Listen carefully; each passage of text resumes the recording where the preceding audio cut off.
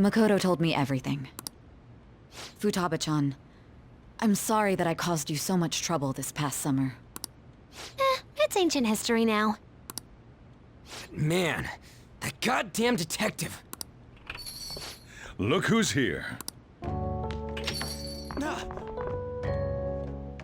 Hey, you big bastard. How have you been? You're not floating. It truly is a relief to see your face. I bet that moron Akechi don't even know we tricked him yet. Still, how'd you pull this off? Isn't this guy considered dead? You weren't told anything? I heard my sister brought him here, though. Yeah, she came over in a taxi, dumped him off, and told me to keep him safe. It was right after they announced he had died, too. Almost gave me a heart attack. I didn't have time to explain. Hey, shouldn't we tell boss what... We wanted to make our enemy believe the leader of the Phantom Thieves was dead. What? What we did was make that enemy kill his fake in the metaverse. Hold on a sec. Enemy? Fake? The true culprit behind all these incidents set us up. Our goal here was to determine their identity. True culprit? I see.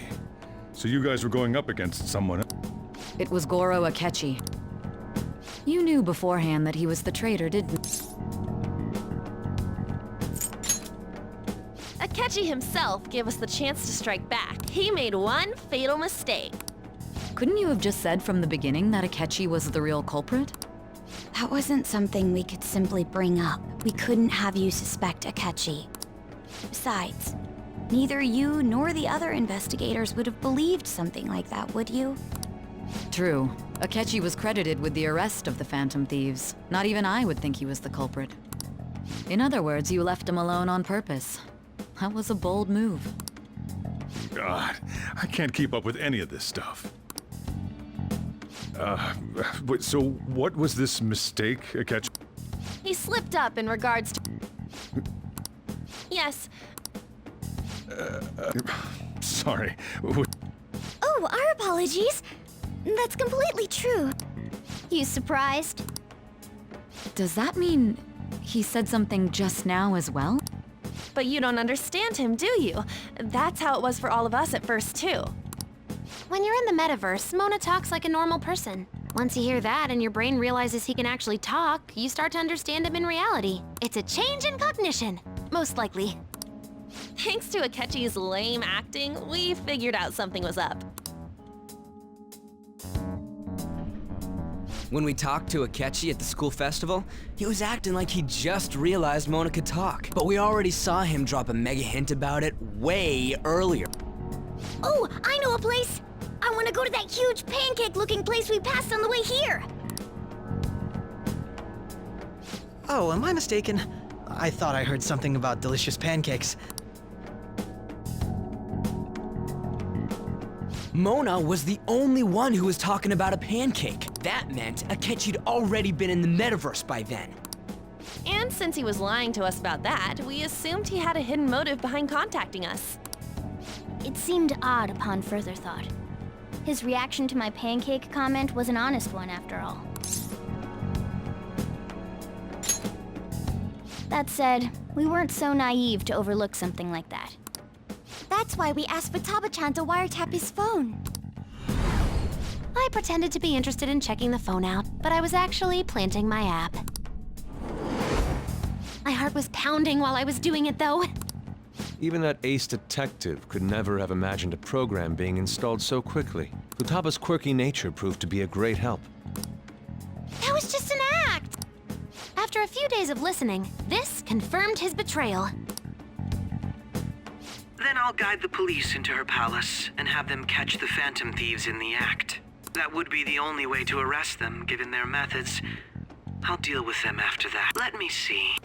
We could say he stole the guard's gun and committed suicide during his imprisonment. How about that? Public security questioning will occur on the first day. And with that room, my task will be simple. Is this for real? Yes, the guard will be one of ours. We'll have to eliminate him after to destroy the evidence, though. So they planned to get rid of that guard from the beginning. Well then, I will make the arrangements the day after the arrest. And thus, the dangerous criminal responsible for the mass mental shutdowns shall end his own life. When he does, you will become a great hero who saved Japan from evil. As will I, of course. I knew he was acting strangely, but to think he was this far gone. He's no ace detective. Akechi is the perpetrator behind the mental shutdown crimes. On top of that, there's someone else commanding Akechi. Someone with great authority. So great that they can order an assassination in a police station. That's why we had to make a move before they did. I see. We baited Akechi into Sis's palace, making him dispose of our leader's fake, but think he killed him. Can you elaborate on that in more detail? What exactly happened in my cognitive world? We're sorry for using you without your permission. Your palace had all the conditions we needed. What conditions? First, we required a place inside the cognitive world that was the same as in reality.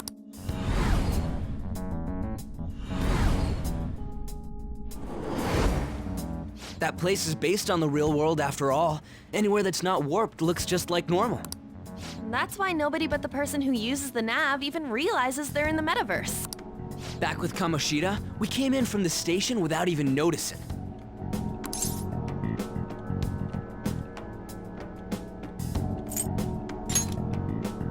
You totally can't tell the difference if there ain't any distortions around.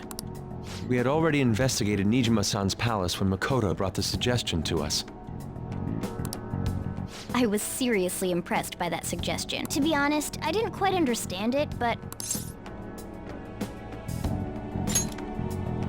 yeah, it's good we have her heading up our operation. Makoto is normally so calm as well, but once her mind is set... I did have a bit of a rivalry forming with Akechi, but I just couldn't contain myself anymore once you became a target. The reason I joined the Phantom Thieves was to heal your heart after...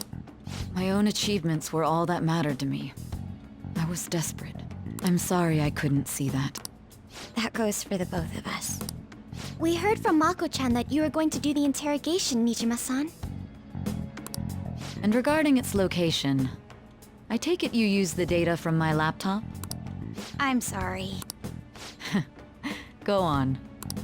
There were two things we were able to confirm while we were checking the metaverse. First, our clothes didn't change when we were down in the interrogation room. Second, the scenery and details outside of the palace proper were the same as in the real world. Once we heard that from Makoto, we secretly went to check it out without Akechi knowing. There was also one more thing we absolutely needed to make this work. A perfect cognitive replica of him in the metaverse's interrogation room. Since he had yet to be caught, though, there obviously wouldn't be anyone in that room.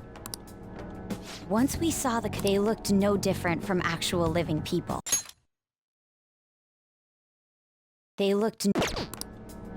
After that, we just had to work our way into the palace like usual, while keeping Akechi in the dark.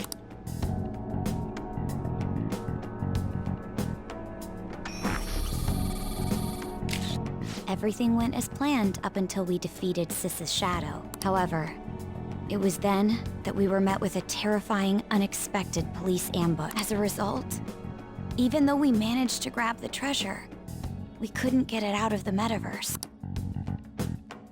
Except that was all an act. We had prepared an empty briefcase beforehand and merely acted like we were taking the treasure. This was because we knew the police would be coming for us.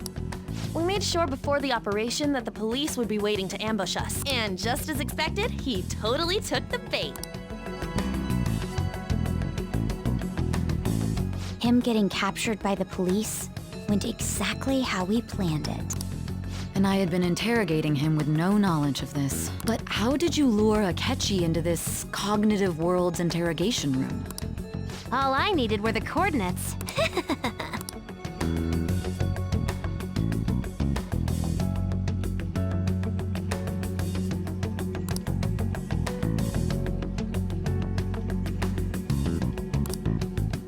Akechi disposed of the fake in the palace and left thinking he had been victorious. It must have been truly hilarious for our leader who sat idly in the real world's interrogation room. Surely he was acting quite cocky by himself in that quiet chamber. So that's why you gave me your phone. I only took it because of what you told me. It's a shame I didn't have the opportunity to see that for myself.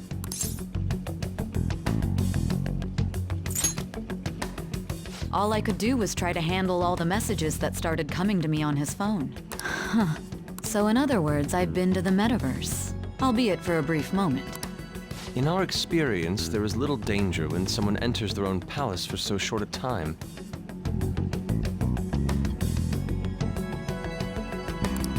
That's the other reason we had him give it to you. We needed you to listen to Alibaba, deceive the guard, and ultimately aid in his escape. By having you head back to the interrogation room, we could return you to the real world as well. I mean, I had to think of some way to keep you from running into Akechi mid-assassination. Astounding. I hadn't the slightest idea that such a grand operation was taking place within me.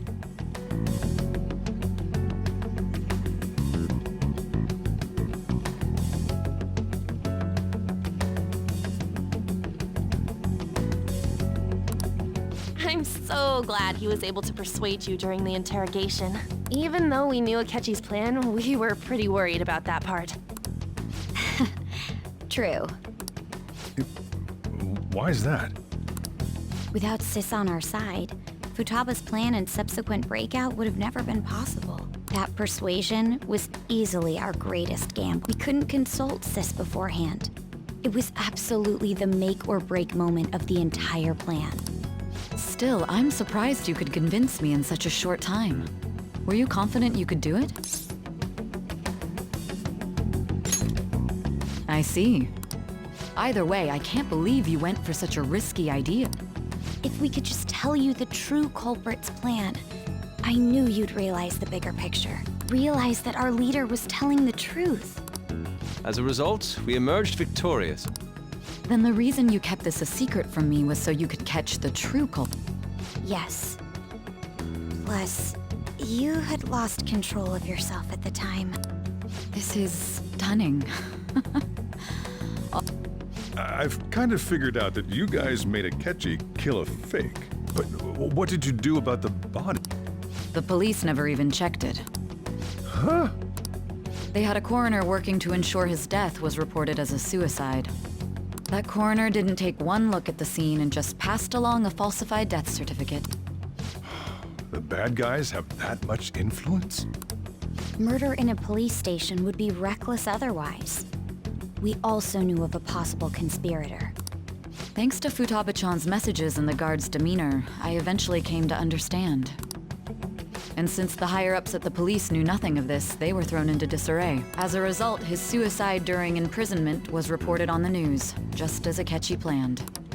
And with that confusion, he was able to escape with Nijima-san's help. I made sure nobody would check the morgue for his body, and thanks to that, nobody knows he survived.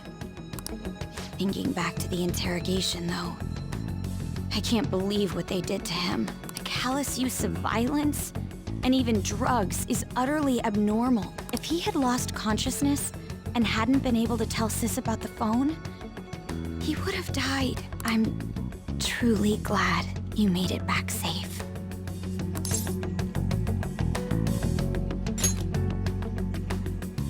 I almost became one of your assailants as well. It still freaked me out when I saw the suicide on the news, though. We made sure to live normal lives while he was being interrogated to avoid drawing any suspicion. Even with that, I couldn't help but worry for him in my heart. Well, I knew right away that her plan. I wanted to believe, but considering what we were up against. Ryuji's a bit on the dense and carefree side. Can it, cat? I had to be patient and avoid this place until things settled down. We knew he was alive, but it was difficult to not worry until we could confirm it in person. Now that I think about it, my interrogation was just a formality for the head commander. What a joke, letting me interrogate someone who was meant to die.